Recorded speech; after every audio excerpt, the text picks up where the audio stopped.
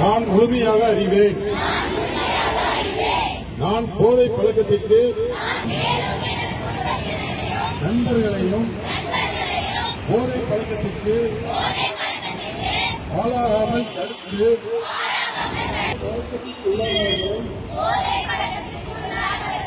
மீட்டெடுத்து அவர்களை நல்வழிப்படுத்த எனது பங்களிப்பை முழுமையாக தருவேன். போதை பயன்பாடு ஆகியவற்றிற்கு எதிரான தடுப்பு நடவடிக்கைகளின் மூலம் போதைப் பொருட்களை